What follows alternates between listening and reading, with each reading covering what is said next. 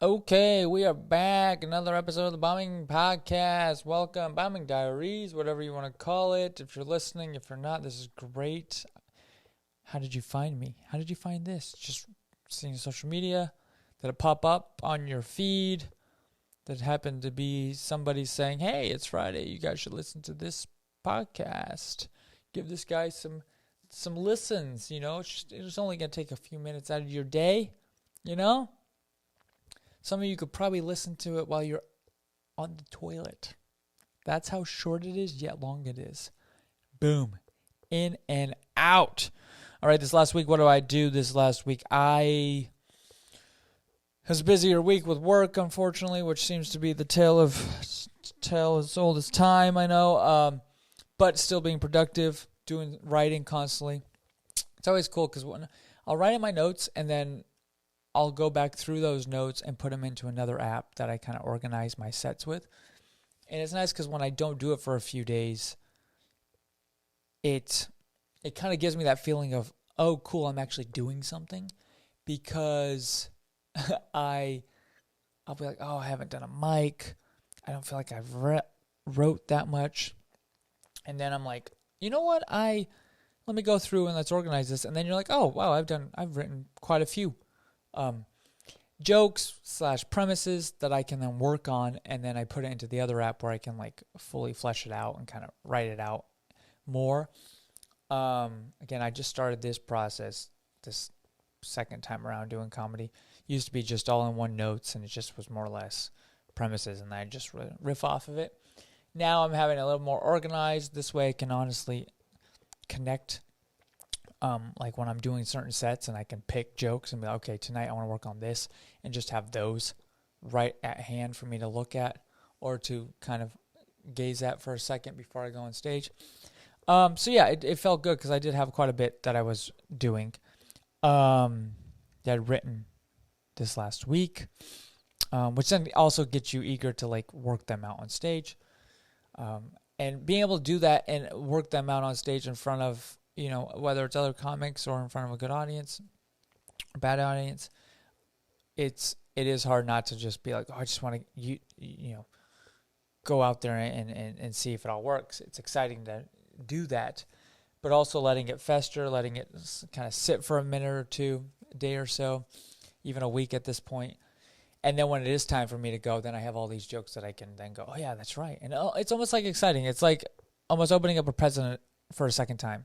Because the first time is you think of it, oh, that's awesome, I can't wait. And they're like, oh, I want to show people about it. And then you kind of forget about it. And then when you open it up again when you're about to do a mic, then it's like, oh my gosh, I forgot about that. That's right. I forgot about that. That's funny. Or I hope so. I hope it is.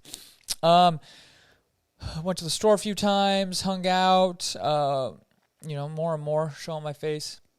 It's nice to be recognized. We are all self-conscious in that way, and just want to be known, and not even famous, just known.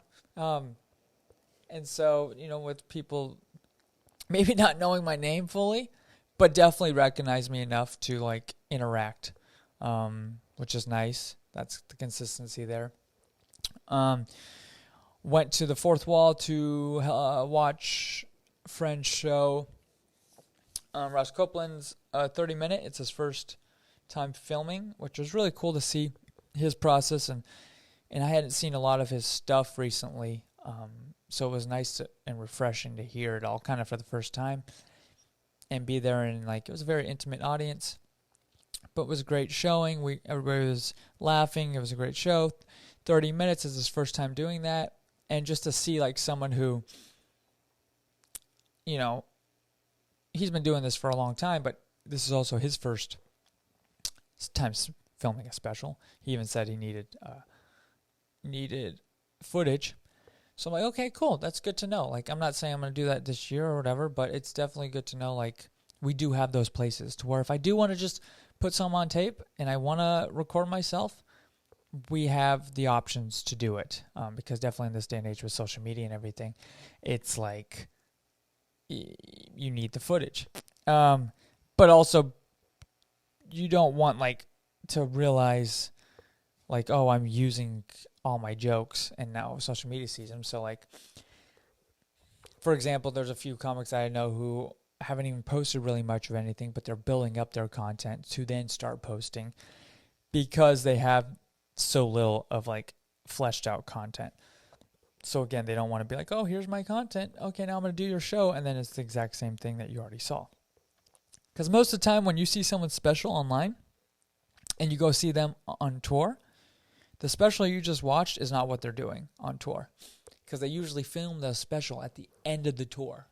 So once you see it, they're already done with that stuff. So anytime you're like, oh, sweet, I just saw this comic special, I want to go see him on tour, it'll usually be something different because now that tour you're going to see is new material. So yeah, that was a good show. Got to see some friends I hadn't seen in a few years. It was good for them to be like, oh, we miss you, welcome back. So that was a good feeling.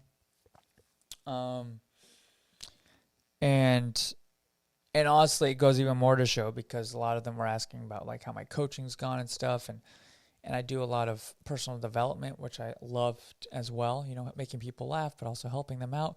So I am a coach through this program called ULA Life. Pretty much finding balance in this unbalanced world. It also has supplements, but with that, you know, people know me as that too in the comedy community. So it makes me realize more and more.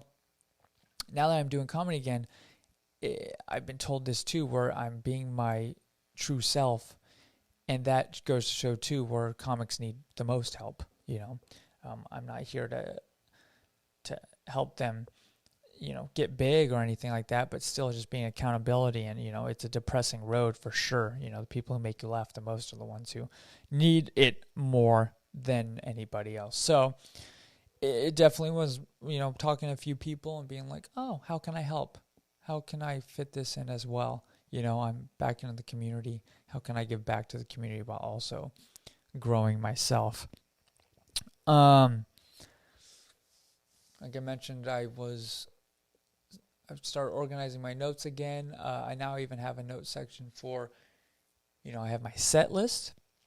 I have all the jokes I've written this year with the dates, and the jokes I wrote in the past with the dates, so then I can pull and see like, okay, this is from 2022, cool, let me find a joke in there that might fit. So it's just more organized. And then I also have the set list, like I said, to where I'll take all those jokes and put it into that folder set list, so I know that's what I'm working on that night. And that's usually where I put new jokes as well until I am able to try them out for the first time on stage. And then I also did a notes for my best 5 and best 3. Because like I mentioned in the past, you usually get about 5 minutes at a lot of these places starting out. So you want that solid 5 minutes from beginning to end that is going to make you memorable and still be good, and that you can do like on the fly, even if people are like, hey, you want to do a spot? Here's 5 minutes. Boom, you got it. And then best 3 usually is what you're getting, sometimes even 2, 3 for some of the auditions for some of these bigger comedy clubs. That's what you need is 3 minutes. Not even 5, not 4, 3 minutes. Most of my stuff is storytelling. So being able to do that, it's very, I have to tweak some things, but I have been, like I said, been filming myself more and of course recording. So then I can go back through and go, okay, I like that. That's a really good joke. Let me see how I can tweak it. And then I can look at the time and see how long it was and kind of base that on, you know, sometimes it varies on laughter and stuff, but I can kind of vary being like, okay, cool. That's a 1.5-minute joke, or that's a 2-minute joke. I can fit a 1-minute joke, you know. Or for some of these, like the best, your 3-minute, usually you want to kind of express who you are within the first 30 seconds so people get to know who you are. I saw someone post the other day saying, first tell them who you are, tell them your story, and then tell them what you think. Tell them what's on your mind, you know, because they need to, don't go off the bat and just tell them your opinion. Or we're like, oh yeah, cars, isn't that crazy? No, tell them who you are, like me. I'm, you know, tell them that I'm a comic, bartender, coach, oldest of 12, on my dad's side, single, only child on my mom's side, stuff like that, just to get, so that they understand where you're coming from. So yeah, that's where I'm at, like kind of organizing that, getting a few that I feel confident about for when that day comes in the near future. Even again, the other day at the HaHa, having that be kind of catapult me into it, kind of a last minute, but still, I was like, okay, these are the jokes of going, and seeing what landed there, and kind of tweaking it, looking at the timestamps, and then be able to make a good tight 5 and a tight 3. Even though I am feeling more confident, like I said, going to shows, hanging out in the community, every day it's more and more confident, And some people are like, "Oh, you're going to hang out? This? What do you do? You're going up on mic?" No, I'm just hanging out. Again, just networking. But and getting more confident walking in there, like I'm comic, finally getting that place. But still is that awkwardness. I'm still in that awkward phase of, and I've always been this way. It's funny. You get to know me and I won't shut up. But that initial phase, especially when I'm around people who, I guess I look up to too, or just in that community, the more, again, I feel like a lot of people do this, the more you care about the situation, the more you're like, reserved.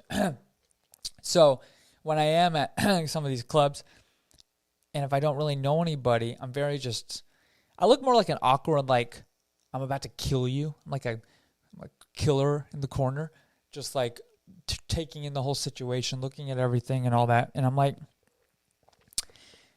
okay, who do I talk to? When do I talk to them? Going up, starting conversations, it's not my strong suit. Luckily, I know a few people who bring me into the conversation, but even then, it's like, I do look like the awkward person, and if it wasn't for them bringing me in, which I'm grateful for, to the conversation, I then want to get to that level to be able to help other people out and do the same, especially knowing it's like there's a lot of people in this world who are probably funny or talented or smart, but won't ever get noticed because they lack that ability to start a conversation initially, until they get the confidence for it. And I'm that person. I'm here to say it, and I'm fighting through that every day, There's easier times where I just could be at home chilling on the couch. But I fight through it and go, nope, I got to keep doing this. Just keep showing up. Just keep showing up. Little by little, talk to at least 1 or 2 people each time. Get in there. Do some writing each day. If you can't get up on stage, definitely do writing for that moment. When you do, then the time is worth it, You're not just getting up there and just making it up, or your time is not. Don't want to say wasted, because you can come up with some good riffs that turn into something, but it still is. You want it to be worth it. And sometimes doing mics just to do mics is also not worth it. Exactly that is, you have to realize,